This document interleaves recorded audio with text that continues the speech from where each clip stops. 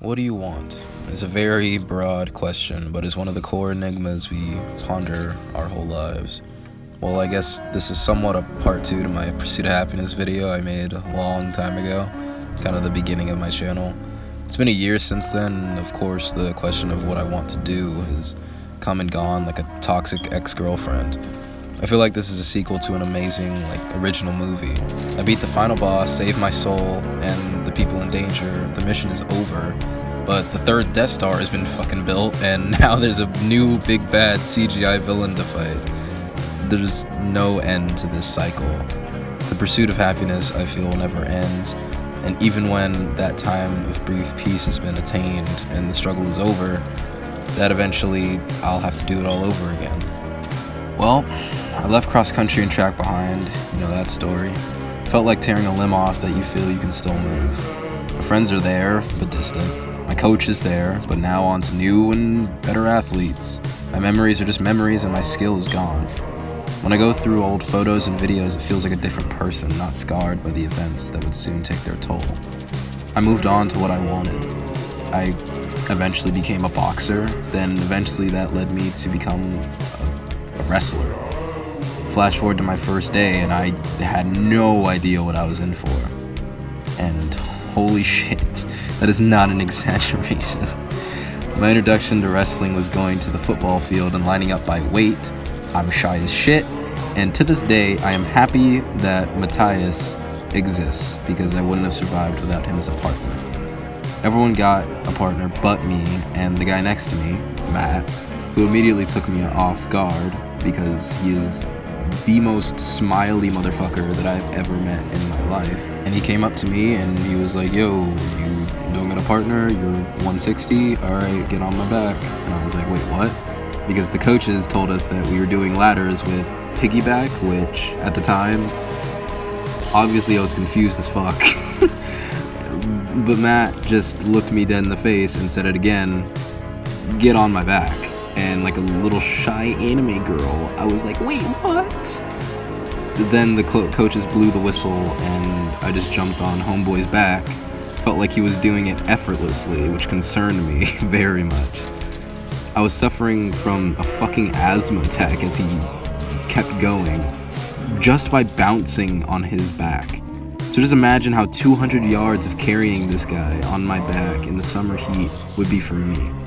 I felt collapsing halfway, but I had Matt there to keep me going along with the screaming coaches. That first week was the hardest week of wrestling I would ever have. Mental toughness, and more mental toughness is something that has forever been drilled into my head. When I say mental toughness, I think of spirit. Because once you lose the spirit or the will to fight, you die. Never lose your spirit. That shit carried me through every match I would go on to do. I'm not going to give you the training regimen or anything, but days like that went on for months until I basically became a monster. The fire burned and burned brighter within me every practice. I ran in the morning when it was pitch black. I started doing extra practices on weekends, and I would catch myself always trying to think of new ways to be better at a move. I was hooked. I wanted to be better than anyone that challenged me on the mat. I wanted to prove everyone wrong, prove everyone that believed in me right. They wanted me to have a goal, but I didn't really have one.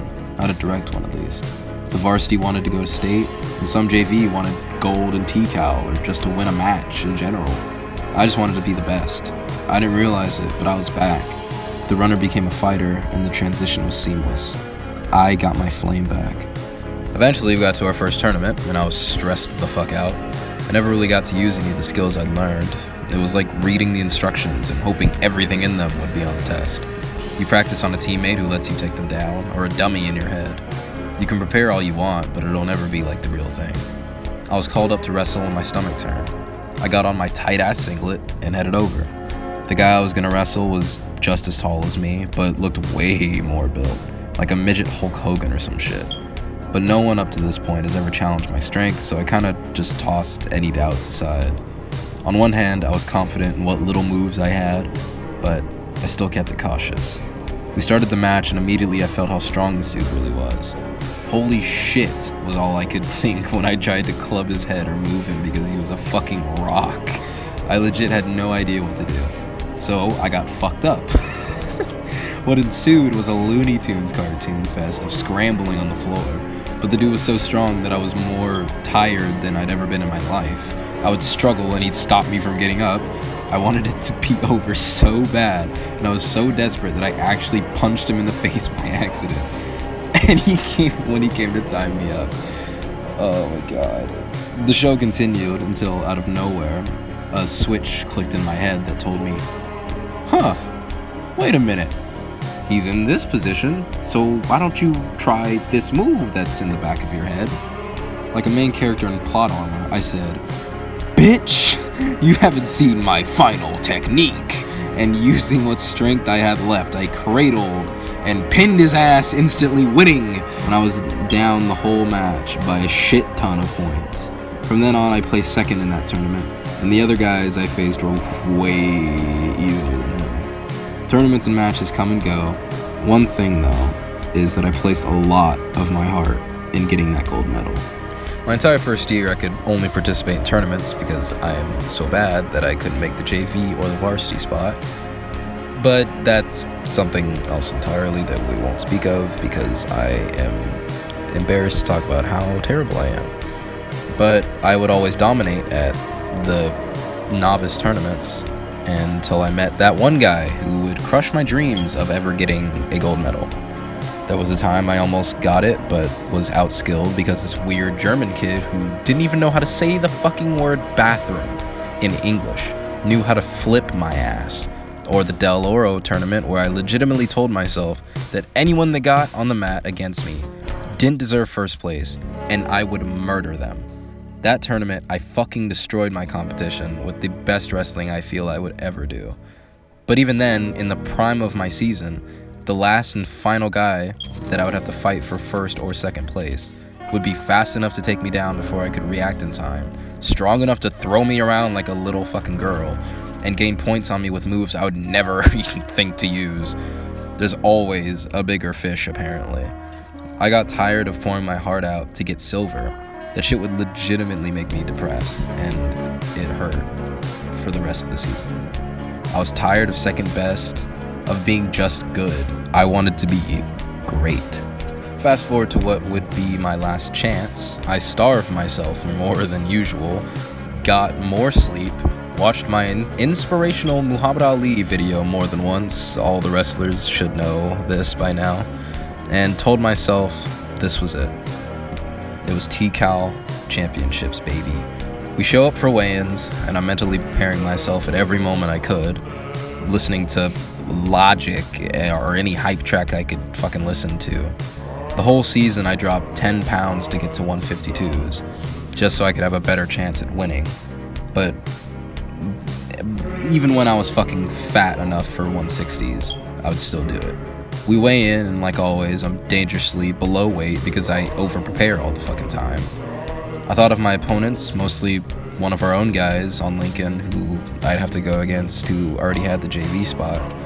And the whole season, he proved he deserved that spot, but could I take him down now? I tried to have whatever confidence I could to psych myself up for that fight. But just as we left the weigh-in room, my boy, my coach, Alonzo, comes up to me and just says, yeah, John, we've got too many 152s, and since you're the only first year in the 152s, gonna have to pull you up to 160s. And then he just walked away with his clipboard and his sunglasses and didn't say anything else. I just stood there frozen. I looked after him as he left, waiting for the laugh or the punchline, but there was none.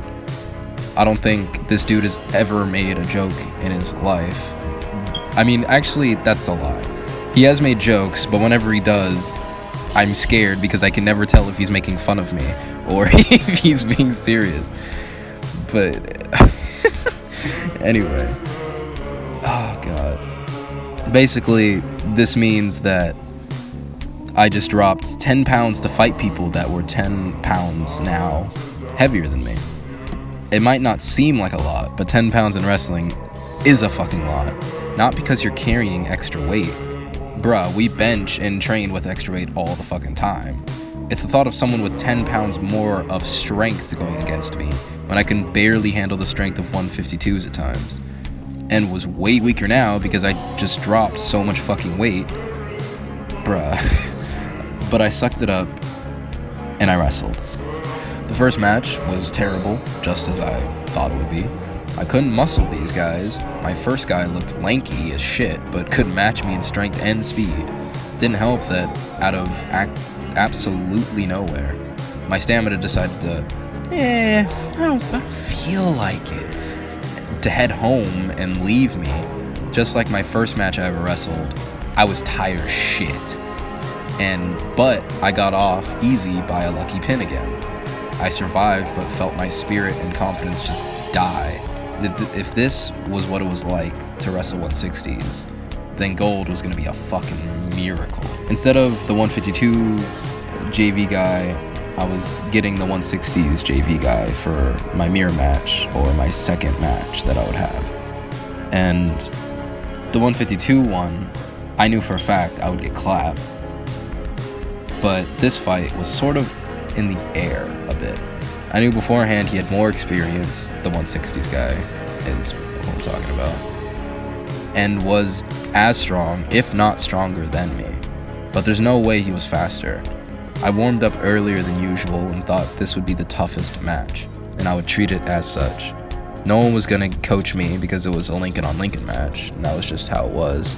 And most of the people who could help me were friends with my opponent, which meant I was basically on my own. Except for my boy Chris, who had to film. I still, to this day, don't know if he was coaching me, but I know he was most likely filming, so there you go. I got one boy in my corner. I don't remember a lot, but I do remember the guy coming up to the mat nonchalant as ever and asking me, "Are you gonna go your hardest, or are you gonna go hard?" He didn't say it like he wanted a real fight. He said it like this match didn't mean shit to him. And that fucking pissed me off. All I said back to him was, "I'm going all out," and I fucking meant it. That match ended before it even fucking began. When we first started, I knew I wouldn't be able to take him down easily, and I knew he relied on tie-ups, so my mission became, don't get fucking tied up, because you will die. Unfortunately, after dancing around, he eventually caught my ass, and guess what?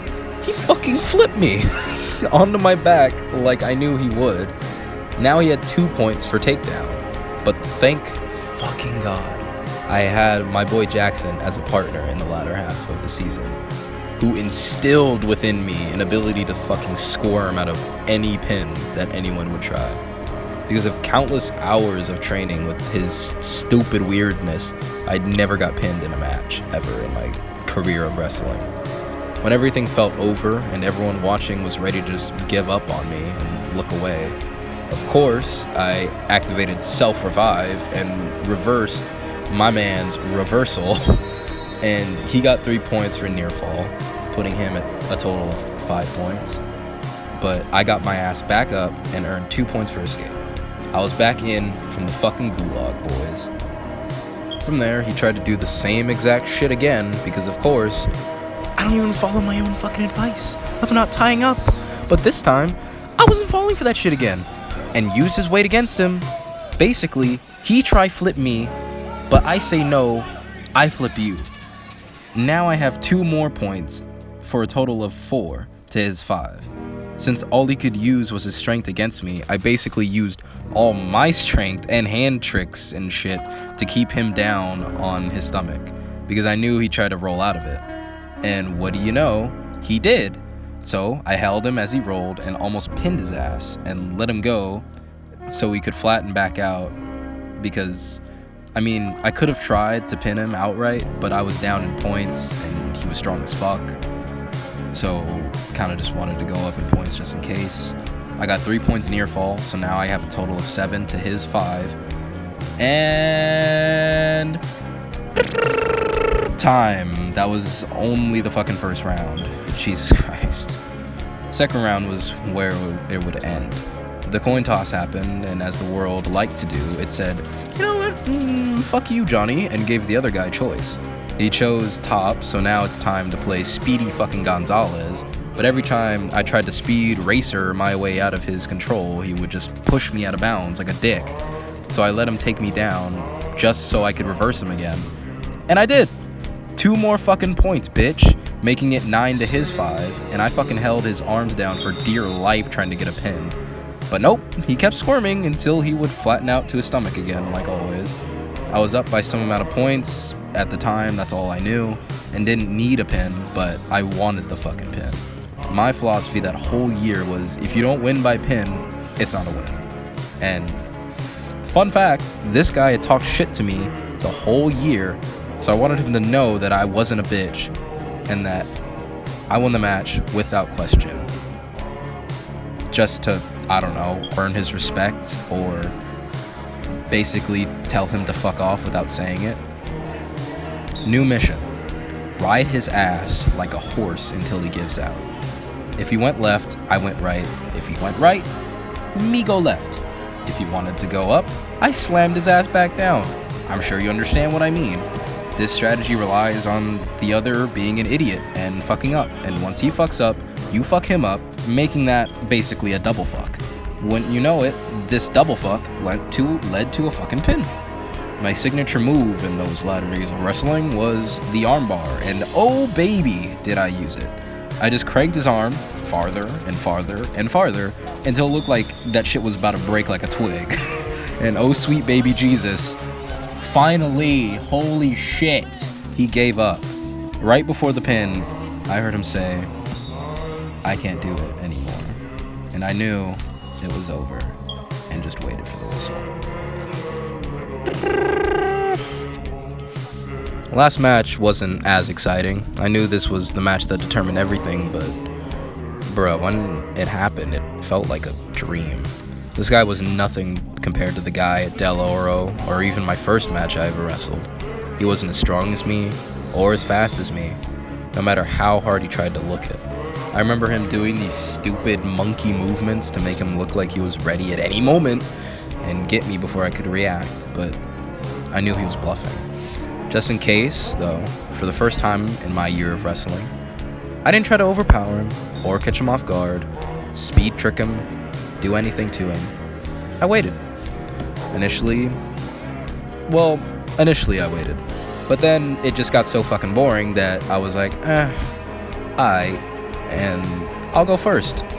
Of course, he caught me, like I knew it would probably happen, and he tried to stack me. But he wasn't strong enough, of course, so I just pushed him over like a little bitch. He was skilled enough to get out of it, though, but at the cost of giving me back control and points. Oh bruh, from there my problem the latter half of the season was watching my weight, and Jackson and a bunch of other wrestlers have taken advantage of that. And while I was on top of this guy, he tried standing up, and I was basically piggyback riding on this man. And then he tried to slam me to the ground or flip me. But as my grandpa would always say, and as that dickhead German kid taught me, when someone flips you, you roll with it. And I did, ended up on top of him. Then I did the horse ride tactic for like a full minute before trying the armbar. And holy shit, it was actually working. And the thought of beating him here took over. So the arm bending grew more intense and more intense until, he was saved by the whistle. Next round, he chose top, and now it was back to being Speedy Gonzalez. I got up, got out, and round him before he could push me out of bounds. Now it was his turn to try and escape the next round. Or the next, when they reset us. New mission. Stuff his shit and slam him so fucking hard to the ground that he regrets ever trying to get up. He tried to stand up, I spun him around and slammed him to the floor. The whistle won't save you now, motherfucker. It's time for the armbar. And, oh baby, it's a pin!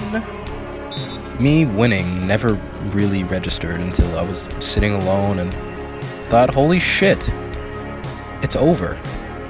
In that corner, sweaty as fuck, I legit cried tears of joy. Never have done that in my life. I was so happy I couldn't even think anymore. Even in my prime, I couldn't get gold.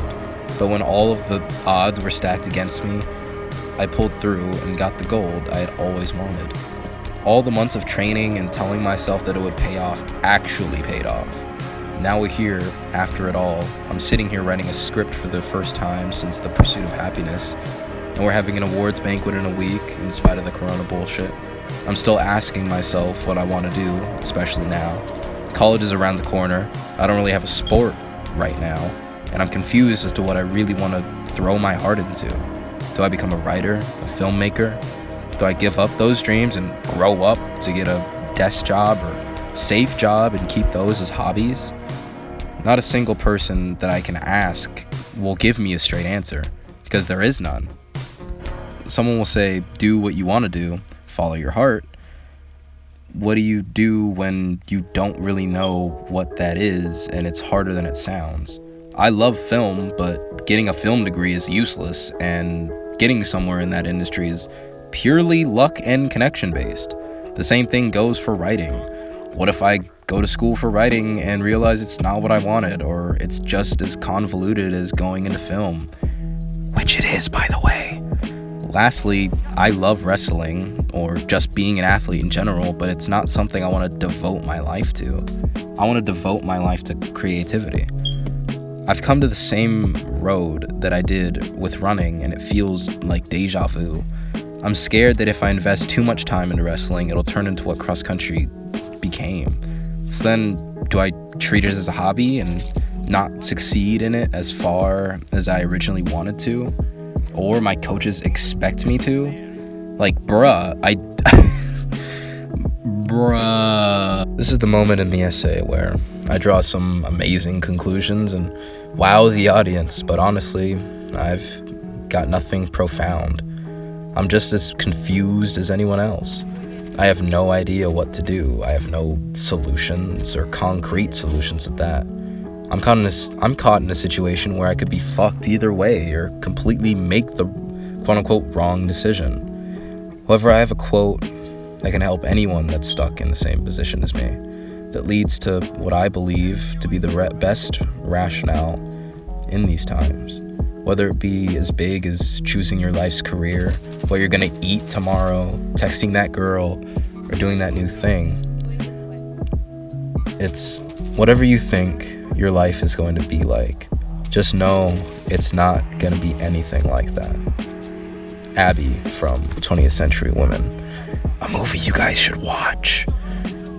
Basically, don't worry about the choices that you make. The world isn't gonna collapse in on you because you chose one thing over the other. When we look back on the decisions from years, decades back, we just know them as the history of us, and we can always justify the decisions we made no matter what happens. Even when we make what we deem the wrong choice, it ends up leading us to better ones or letting us learn from it. Don't worry about things that are outside of your control, or even the things that you feel you can control. No amount of pre-planning will ever predict life.